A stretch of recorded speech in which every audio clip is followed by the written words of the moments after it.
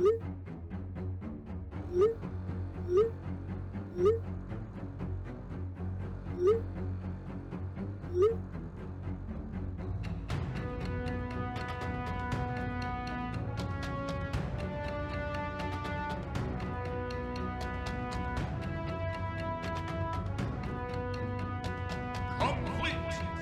everyone, and welcome to the installation guide for Castlevania Symphony of the Night's APWorld.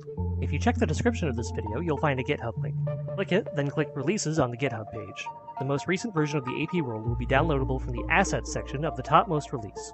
Additionally, if you're on Linux, then you'll need to download error_recalc, the one without an extension, and if you're on Windows, you'll need errorrecalc.exe instead. Put them both somewhere that's easy to remember. After you've got those both downloaded, navigate to your Archipelago folder.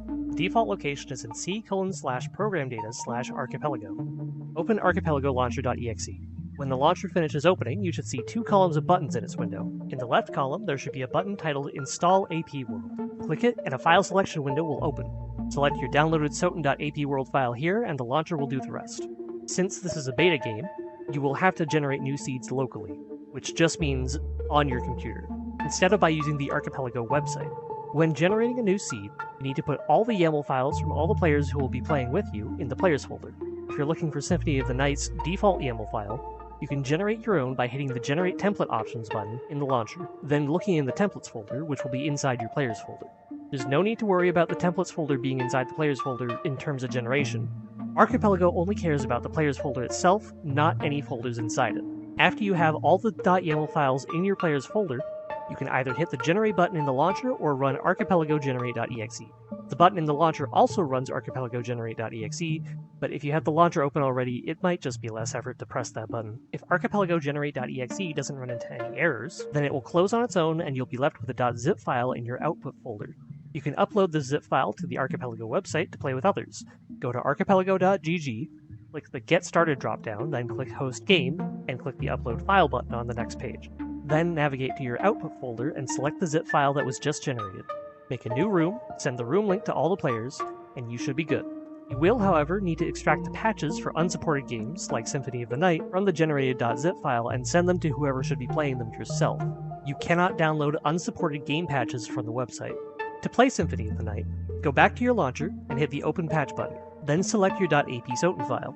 The first time you run any Symphony of the Night patch, you'll be asked to choose your Track 1 and Track 2 .bin files.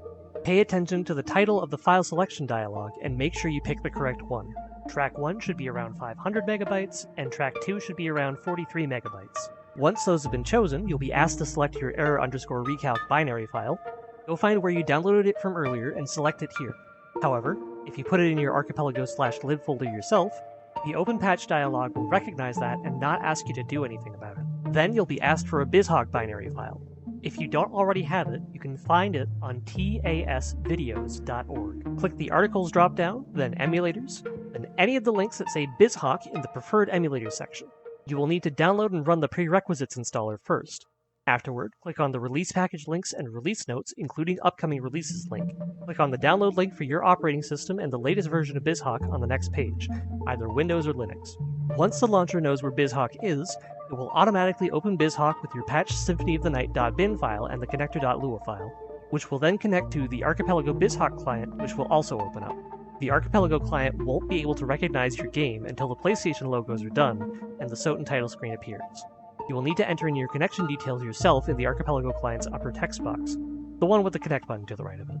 Typically, this will be archipelago.gg:5 numbers. Those 5 numbers after the colon are called a port. Archipelago will generate the patched ROM and audio in the same folder as your patch file, as well as a .q file. If you want to run the game yourself, you'll need to open the .q file with BizHawk instead of the other bin files. If you screw up selecting your Symphony of the Night .bin files, you'll need to go into your host.yaml file with any text editor. It's in the root folder of Archipelago. Scroll down to the line that says Soten_settings and delete it and the 4 lines beneath it. You should recognize the text you're meant to delete as the file names of Symphony of the Night's Track 1 and Track 2 .bin files. Now, let's go over some YAML options. From the bottom of the template file, Extra Pool will try to add some powerful items into the pool of randomized items. Things like the Duplicator, the Crucigrim, the Ring of Varda, and so on. The Infinite Wing option will allow you to wing smash for as far as your MP bar will carry you, or until you hit a wall, without repeatedly entering the input. The randomized items option will shuffle around the things that Archipelago does not care about. Enemy drops and candle drops, mainly. The extension option will let you choose which locations Archipelago does care about.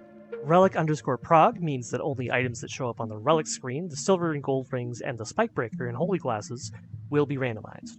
Guarded includes everything from relic prog as well as some non-relic items that are normally behind bosses. Equipment includes everything from guarded and most items that you find laying around on the floor, and full includes everything. Any item you'd see laying around on the floor, items from inside pots and statues, relics, and the things that have been put behind bosses. If you want a full breakdown of what gets put where, there will be one listed in the README file in the GitHub link. There's a map there. You'll need to scroll down a bit to find it. For the open_ARE option, ARE is short for arena, though in-game the location is called the Coliseum. If that option is set to true, then the door on the top left of the Coliseum will automatically open itself so that you won't have to enter the area from Ulrox's quarters. You can enter from the Royal Chapel as well, either with the Jewel of Open or by getting a jump extender like the Gravity Boots or the Leapstone, and making the long trek across the castle and through the corridor at the bottom of the top floor. For the open_NO4 options, those involve the door to the underground caverns, which you can find through the bottom right exit in the room with the mermen in the entrance. If you enable just open_NO4, you'll need to go through the entrance until you encounter Death, and he steals your starting items. After that cutscene, the door will open. With early open_NO4, you do not need to watch the cutscene where Death steals your items. The door to the underground waterway will be open at any time you're playing as Alucard. About error recalculation. If you did not provide a working error_recalc, then your patched ROM either will not work or will be identical to the vanilla game. You can check whether it worked or not by breaking the top of the large stone wall in the entrance. If it did, then you should find some item that is not a pot roast, since the chance one will show up there is quite low. However, if your extension setting is set to relic_prog, then you'll need to walk all the way over to the Cube of Zoe's pedestal. Compare what you find with your Archipelago client to make sure the game is randomized. Here are some tips for some obscure puzzles. In the entrance, the full map shows a room off to the bottom left of the section with the big stone wall I was just talking about, in the room with the mermen. However, the door to that room will not open until you follow these steps. Enter the stone wall from the left as a wolf, walk all the way through, then turn into a bat and fly through from the right, and the door should open. In the outer wall, there's an iron grate that pulls up a text box that says mist could pass whenever you walk up to it. However, the items behind it can be obtained without the mist form. If you defeat the victory armor just above that grate and enter the room above the one behind the grate, then break the wall on the left end of that room and patiently stand still inside the broken section for about 15 seconds, you'll be taken to the lower room on an elevator. The items in this room may be invisible, but if you walk all the way to the right, you should pick them up. That concludes the installation guide for Symphony of the Night. I've been Giga Otomia, speaking on behalf of Lockmao, the developer. Thank you and good night.